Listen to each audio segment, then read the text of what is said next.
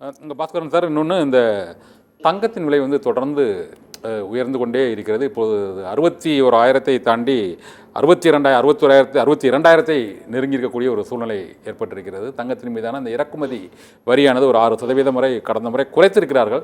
இது மேலும் குறைவதற்கான வாய்ப்பு இருக்கிறதா? தங்கத்தின் விலை இந்த அதிகரிப்புக்கான அந்த காரணம் என்ன சார்? இந்த நிதிநிலை அறிக்கை வந்தவுடன் அது மீண்டும் அது குறைவதற்கான வாய்ப்பு இருக்கிறதா சார்? இறக்குமதி வரி குறைக்கப்படுமா?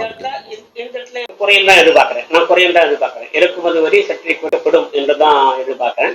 அதனால தங்கத்தை பொறுத்தவரை ஒரு நல்ல செய்தி நாளை வருவதற்கு வாய்ப்பு இருக்கிறது அப்படின்னு தான் எனக்கு நான் சொல்வதெல்லாம் தனிப்பட்ட முறையில் என்னுடைய கருத்தாக தான் சொல்றேன். சரிங்களா? அதனால நாளை தங்கத்தின் விலை குறைவதற்கான வாய்ப்புகள் மிக அதிகமாக இருப்பதாக எனக்கு தோன்றுது. அடுத்தது இந்த வரி விதிப்பு சார். இந்த வருமான வரி உச்சவரம்பு என்பது வந்து குறைக்கப்படும். அந்த வருமான வரி உச்சவரம்பு வந்து இந்த மாத சம்பளதாரர்களுக்கான அந்த வருமான வரி உச்சவரம்பு வந்து மேலும் அதிகரிப்பதற்கான ஒரு எதிர்பார்ப்பு வந்து ஒவ்வொரு நிதிநிலை அறிக்கையின் போதும் இருக்கிறது.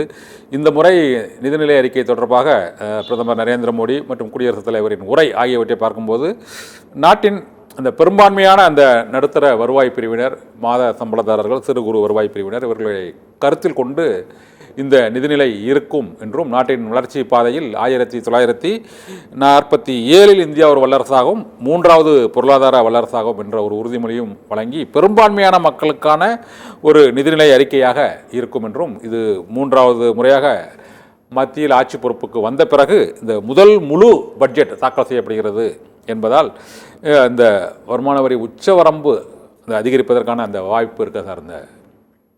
நிச்சயமா இருக்கிறது. நான் ரொம்ப எதிர்பார்க்கிறேன். நாடு மாதிரி எதிர்பார்க்கிறேன். ஏன்னா இப்போதைக்கு 2 சிஸ்டம் இருக்கு. சரிங்களா? ஓல்டு ரீஜியம் இருக்கு, நியூ ரீஜியம் இருக்கு.